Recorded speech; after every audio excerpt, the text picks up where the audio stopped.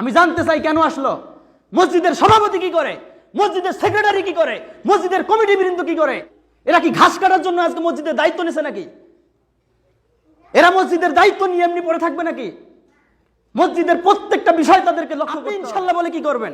আপনার বাজিতেই তো বাজে, লজ্জা তো আপনার নেই, লজ্জা তো বেঁচে খেলা 14 পুরুষ সাহেব হয়ে আমি আপনাদের নিকটে ওয়াদা নিয়েছিলাম যে যদি কোনো বিবাহের বাড়িতে, যদি কোনো বিবাহ অনুষ্ঠানে যদি গান বাজনা বাদ্যযন্ত্র বাজে, তাহলে আপনারা সিদ্ধান্ত দিয়েছিলেন কি সে আমাদের জামাত থেকে বহিষ্কার হয়ে যাবে। আপনারা বলছিলেন কি?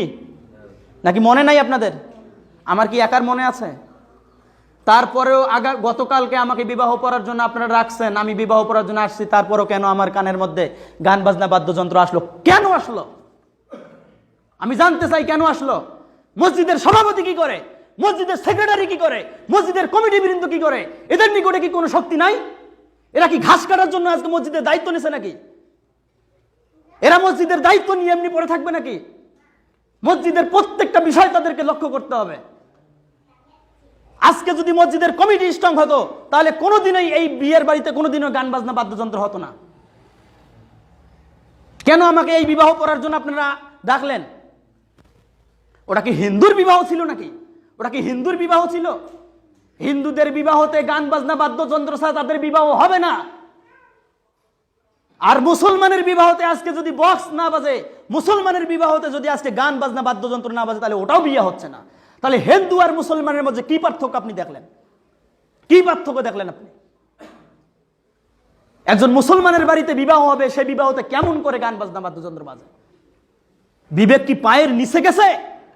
বুদ্ধি কি পায়ের নিচে গেছে নাকি? সাবধান হয়ে যাবেন। এই জামাতভুক্ত যারা আছেন, যদি বিবাহ হয়, এই বিবাহতে যদি গান বাজনা বাদ্যযন্ত্র নেক্সট টাইম থেকে বাজে, যা হয়েছে হয়েছে, নেক্সট টাইম থেকে যদি গান বাজনা বাদ্যযন্ত্র কোনো বিবাহতে বাজে, আর ওই বিবাহ যদি আমাকে পড়ার জন্য ডাকা হয়, সঙ্গে সঙ্গে বক্স ভাঙবো তো ভাঙবই, সঙ্গে সঙ্গে ওই জামাত থেকে ও থাকবে না, হয় আমি থাকবো না। আজকে দায়িত্ব নিয়ে দায়িত্বের অবহেলা কেন? যারা আজকে মসজিদ কমিটির দায়িত্ব, তারা আজকে বলে দিবেন এই অমুক ইমাম সাহেব জারি করে দিয়েছে, মসজিদের মধ্যে ইমাম সাহেব জারি করে দিয়েছে যদি কোনো বিবাহতে গান বাজনা বাদ্যযন্ত্র বাজে, ওই বিবাহ ইমাম সাহেব পড়াবে না, ওই বিবাহ আমাদের মসজিদের কোনো দায়িত্ব থাকবে না। যদি তারপরেও যদি তারা অবাধ্য হয়ে বাজে, তাহলে সে আমার জামাত থেকে খারিজ হয়ে যাবে। এটা আজকে পূর্বের বিধান যা হয়েছে হয়েছে, আজকে আমি বিধান করে দিলাম, যদি কোনো বিবাহতে, কোনো এই জামাতে যদি কোনো বিবাহতে যদি গান বাজনা বাদ্যযন্ত্র বাজে, সে কোনো রকম ভাবে কৈফিয়ত না শুনে তাকে জামাত থেকে খারিজ করে দিতে হবে। রাজি আছেন আপনারা? না? আপনি ইনশাল্লাহ বলে কি করেন? আপনার বাড়িতেই তো বাজে। আপনি ইনশাল্লাহ বলে কি করবেন? আপনার বাড়িতেই তো বাজে। লজ্জা তো আপনার নেই, লজ্জা তো বেঁচে খেয়েছেন আপনি। বাপ দাদা 14 পুরুষ থেকে আপনি আপনার লজ্জাকে বেঁচে খেয়েছেন। আজকে কষ্টে এই কথাগুলো বলতেছি। যদি আপনি নিজেকে মুসলিম হিসেবে দাবি করেন যে হ্যাঁ আমার মুসলিম সমাজ আছে, আমি নিজে একজন মুসলিম, আমার স্রষ্টা আল্লাহ, আমার নবী মুহাম্মদ সাল্লাল্লাহু আলাইহি সাল্লাম, তাহলে আপনার বাড়িতে কোনোদিনই এরকম গান বাজনা বাদ্যযন্ত্র বাজনা, একটা বিবাহ একটা হালাল না হারাম জিনিস? বলেন তো আমাকে। গান হারাম না হালাল? তাহলে একটা হালাল আর একটা হারাম কিভাবে একসঙ্গে হয়? আল্লাহ তাআলা বলছেন পবিত্র কোরআনুল কারীমে 2 নম্বর সূরা বাকারা এর আয়াত নম্বর 43, লা তালবিসুল হক বিল বাতিল, তোমরা হকের সাথে বাতিলের সংমিশ্রণ করিও না। হকের সাথে বাতিলের কোনোদিনই সংমিশ্রণ হবে না। গান বাতিল, বিবাহ হক। এই হক এবং বাতিল কোনোদিনই একসঙ্গে হতে পারে না। আল্লাহ তাআলা আপনাকে নির্দেশ দিলেন আর আপনি এটা এমনিতেই ছেড়ে দিলেন। আল্লাহ সুবহানাহু ওয়া তাআলা প্রত্যেকটা বিধান আপনাকে বাস্তবায়ন করতে হবে।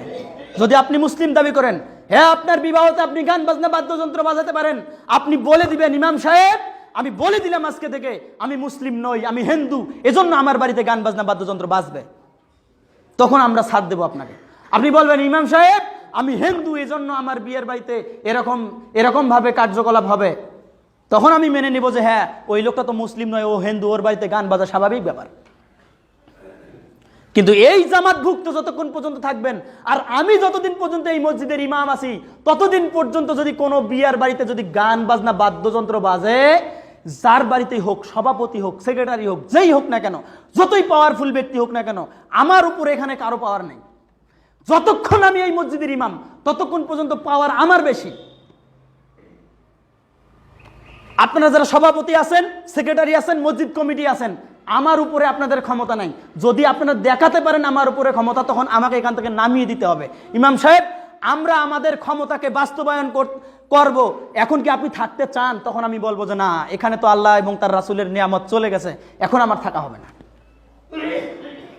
আর যদি আল্লাহ এবং তার রাসূলের আনুগত্য নিয়ে যদি এই মসজিদ মাদ্রাসা চলে, তাহলে এখানে ইমাম সাহেব যিনি থাকবেন, তার নেতৃত্ব, তার কর্তৃত্ব, তার হুকুম থাকবে সবার উচ্চে। কেননা এই মেম্বারটা হচ্ছে ইমাম রাসূল সাল্লাল্লাহু আলাইহি ওয়াসাল্লামের মেম্বার। এখান থেকে রাসূল সাল্লাল্লাহু আলাইহি ওয়াসাল্লাম বিভিন্নভাবে মানুষদেরকে ভীতি প্রদর্শন করতেন, সৈন্যদেরকে প্রস্তুত করতেন, যুদ্ধের নসিহা করতেন, ভালো কাজের নসিহা করতেন এই মেম্বার থেকে। সেই মেম্বারে দাঁড়িয়ে আমি কোনোদিন মেনো করতে পারি না। আমি তখনই আপনার সাথে একমত হব যখনই আপনি কোরআন এবং সুন্নাহর কাছে আপনি আত্মসমর্পণ করবেন। তখনই আমি আপনার সামনে তখন আমি আপনার সাথে একমত পোষণ করব। এজন্য আমি বলছি, আপনি মসজিদের যাই হন না কেন, আপনি ইমাম সাহেব, আমার কথা আমি বলছি না, এখানে যাকেই ইমাম নিযুক্ত করা হবে তার উপরে আপনারা সামান্যতম কথা বলার চেষ্টা করবেন না। যদি আপনি তাকে অপমান করেন, নবী করিম সাল্লাল্লাহু আলাইহি ওয়াসাল্লামকে অপমান করবেন, আর নবীকে যদি অপমান করেন, স্বয়ং আল্লাহকে আপনি অপমান করবেন। এজন্য আমি বলে দিচ্ছি, যতদিন পর্যন্ত অন্তত আমি আছি, ততদিন পর্যন্ত কোনো বিবাহতে গান বাজনা বাদ্যযন্ত্র বাজার চেষ্টা করবেন না। আশ্চর্য হতে হয়, একজন মুসলিম পরিবারে জন্মগ্রহণ করে মুসলিমের বিবাহতে গান বাজনা বাদ্যযন্ত্র বাজবে, এটা তো অবাক করা বিষয়, আজীব বিষয়। সে মুসলিম থাকে কেমনে? আল্লাহ সুবহানাহু ওয়া তাআলা আমাদেরকে সঠিক বুঝে আমল করার তৌফিক দান করুন। আল্লাহুম্মা আমিন।